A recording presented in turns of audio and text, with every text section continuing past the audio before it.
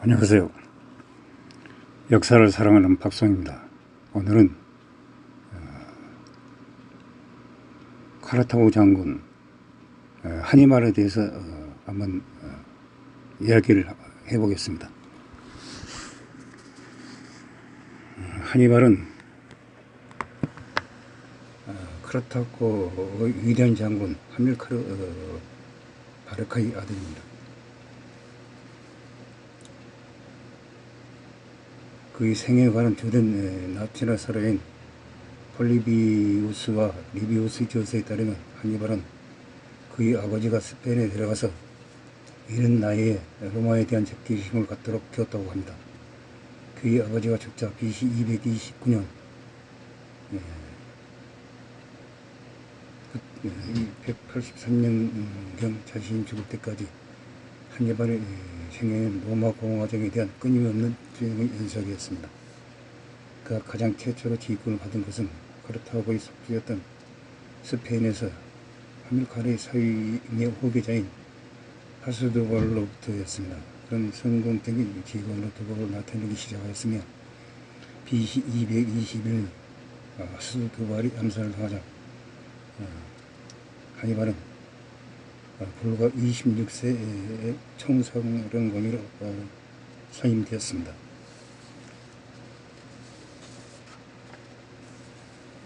하니발은 즉각 카르타고 스페인 지배권을 공고히 하는 데 관심을 집중하였으며 그는 스페인의 공주인 이메르케와 결혼하여 다양한 스페인 부족을 정복하기 시작하였습니다. 그는 올카데족과 싸워 그들이 도읍인 알타이아를 점령하여 버렸습니다. 서부의 바이카족을 행정하였으며 BC 221년은 항구 도시 카르타헤나를 기지로 삼아 타우스 강 지역에 있는 칼페타니족을 상대로 대단한 승리를 거두었습니다. 제1차 포에니 전쟁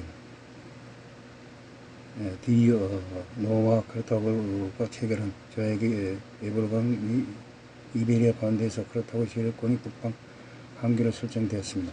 사군 틈은 실상 에브로강 남쪽에 있었지만 로마인들은 그 도시의 신선을 맺고 있었기 때문에 그 도시에 대한 카르타고의 공격을 전쟁기로 간주하였습니다. 성통 도제의 고의제는 8개월간에 지속되었으며 그 와중에 하니발은 심한 부주성을 입었다고 합니다. 카르타고의 항해는 사절단을 보낸 로마인들은 성은틈이 함락을 된 이후 하니발의 항복을 요구하였습니다. 이렇게 해서 제2차 포이 전쟁이 시작되었습니다. 이 전쟁은 로마 측에서는 선포했으며 카르타고 측에서는 거의 전적으로 하니발이 혼자 싸웠다고 합니다.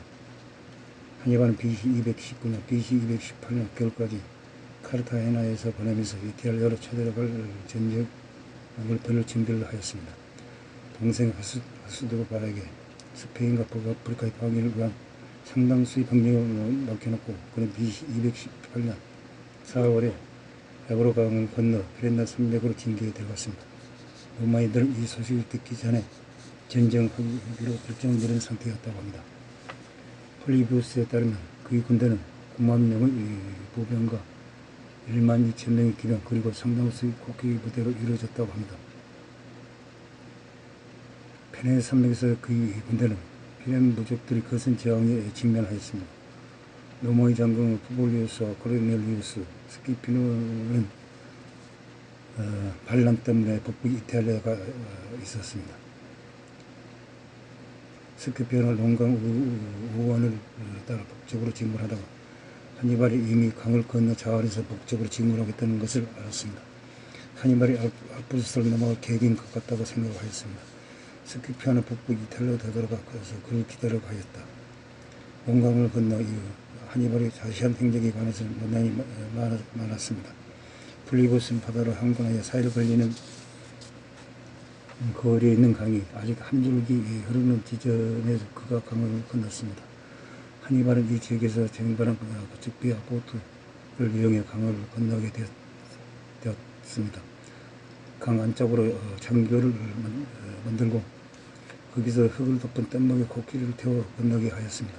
말들은 커다란 배에 싣거나 수영을 해서 건너가게 하였습니다. 도방 작전을 수행하는 중에 적대적인 갈리아 부족들이 마지막 방뚝에서 나타나자 하니발은 한눈을 쥐고 아니라 삼아 북면대를 보내 멀리 상류에서 동화하여 그들을 비우에서 공격하게 하였습니다.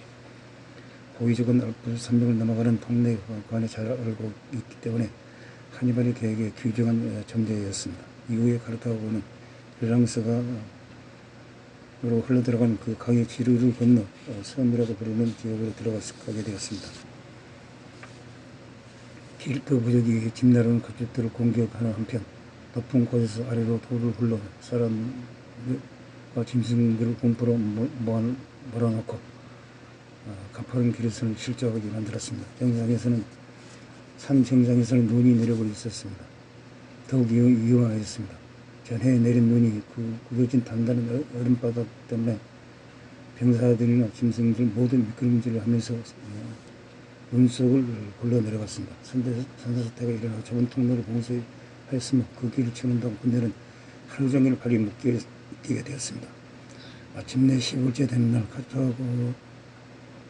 카타르헤나로부터 5개월간 행군한 2만 명의 부병과 2천 명의 기병 코끼리 부대 중 남은 소수를 끌고 하니발 이탈리아로 진군하였습니다.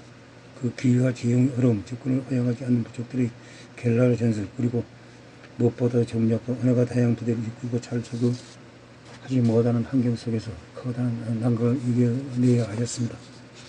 하니발의 부대는 이제 스키피오의 군대를 대적하기에 턱없이 부족하였습니다.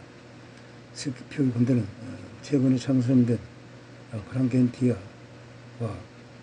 그만의 로마 신비들을 보호하기 위해 포강으로 돌전에 들어왔습니다. 양군 사이 최초의 접전은 티치노강 서쪽 평원에서 벌어졌습니다. 이 전투에서 하니발의 누미디아 기병대가 우세를 보여 스키피오는 심한 부상을 입었습니다. 로마군은 플랑케테로 도망을 갔습니다. 이번째 접전을 유도하기 위해 몇 차례의 기동작전이 실패로다간 이후 셴푸니우스 롱고스와 스키피오의 연합군은 플랑케테의 남쪽 테레비아 강 자원에 하니발을 맞이하였으나 또 패배하였습니다. 이 승리와 갈리아족과 라고니아족 모두 하니발의 편에 붙었고 그의 군대는 비트족 신병들 무가지에 상당히 보완되었다고 합니다. 또한 겨울을 보낸 뒤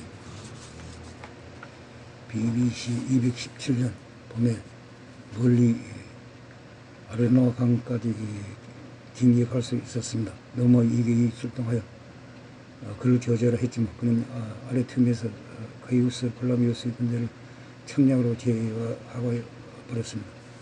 플라미우스의 군대는 무방비 전투에 이끌어 들어왔습니다. 그들이 트라시마의 호위 북쪽 언제를 맞은편 언덕 사이로 들어갈 때 하니발의 부대는 지문된 위치에서 공격을 가할 수천 명을 살해하고 나머지는 호수에 빠져 죽게 하여 거의 전멸시키게 하였습니다. 가우스 테니우스가 이끄는 약 4천 명의 기병대 정원군은 도착하기도 전 정부에서 습기를 받아 개멸을 당하였습니다. 카르타고는 너무 지쳐 성세를 몰아 로마로 진군할 기력이 없었습니다.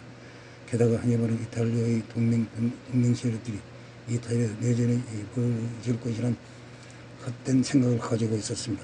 BC 216년 초에 하니발은 갑자기 남쪽으로 이동하여 아우더스 강변에 있는 칸나의 대규모 보급 기지를 장악해 버렸습니다. 그곳에서 8월 초에 칸나 전투가 벌어지게 되었습니다.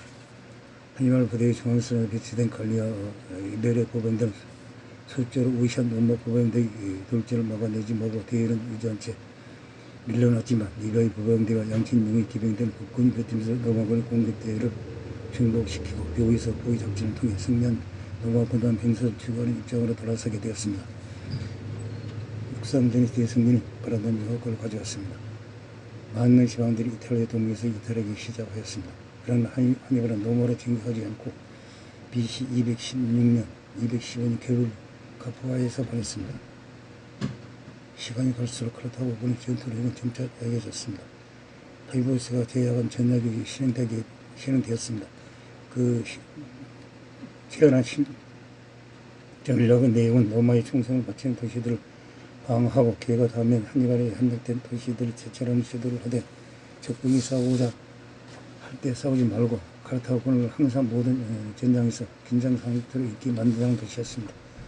그러기에 한니발은 병력의 열세 때문에 로마로 상대하기 위해 자기 부대를 상경시킬 수도 없고 집중된 병력으로 결정전을 벌일 수도 없게 되었습니다. 그런 이탈리아에서 공세를 벌이지 못하고 수세에 밀렸으며 카르타고의 공급 정보로부터도 어떤 지원을 받지 못하였습니다. 한니발은 자신의 병력을 브리토니아에 집중하고 그곳에서 남아있는 동맹 세력의 지원을 받아 4년 더 로마의 압력에 저항하면서 버텨나갔습니다. 스키피오는 북아프리카를 타격해 카르타고의 주요 동맹실인 마사이 실리아의 누미디아인들을 괴시하고 카르타고를 이어했습니다. 위험에 빠진 카르타고를 지원하러 가기 위해 한니발은 BC 203년 이탈리아를 포기하게 되었습니다. 이미 예비적인 휴전협정이 선포되었습니다. 카르타고는 스키피오가 제시한 가혹한 조건들을 받아들여야 하였습니다. 한니발은 카르타고 일본의 나머지 병력을 하루의 틈에서 집결시켰습니다. 한니발과 스키피오는 모두 각기 자신들 누미디아 동맹세력과 합세하기 위해 바그리드 디스강을 따라 자마레가 지방으로 올라갔습니다. 이때 한니발은 기병대가 없었고 전열이 영광 부대와 제2아프리카 공감대가 한꺼번에 패배하게 되었습니다. 자마 전투입니다. 이게 스키피오는 형의 병사로 이루어진 한니발이 3년의 전혀 손실이 있지 않는 것을 보고 자기 진열을 재편한 한편 자신의 누미디아 동맹실의 니사 기병대를 카르타고 군의 배후를 치게 하였습니다. 한니발은 2만 명의 병력을 잃고 패배하였으나 자신의 니사의 출국을 벗어나 겨우 몸을 피하였다고 합니다. 한니발은 해전의 경험이 없었기 때문에 그는 아필리아의 바다에서 로마 함대에게 패배하였습니다. 프리시아에 대해 필신을 하였으며 프리시아스는 당시에 로마의 동맹실이 페르가몬 왕 어메네스 2시와 전쟁을 벌이던 중이었습니다. 한니발은 이 전쟁에서 프리시아노를 도왔으며 해상에서 웨네스와 전투를 벌이던 중 뱀이 가득들은 솥들을 적군에 집어던져 승리를 거뒀다고 합니다. 로마인들은 알려지지 않는 모종의 과정을 통해 한니발의 항복을 요구하는 입장에 서게 되었습니다. 이번에는 한니발은 피시아길이 얻게 되자 비시니아 리비사라는 마을에 가서 도박을 먹고 자살을 하였다고 합니다. 우리가 여기서 한니발이 혼자 이탈리아에서 고군분투를 할 때 카르타 정부가 충분한 병력과 보급품을 제공하였더라면 역사는 바뀌지 않았을까 저는 그렇게 생각합니다. 이상 한니발 장군에 대해서 이야기를 하여 보았습니다. 항시 부족함을 느낍니다. 양해 부탁드립니다. 감사합니다.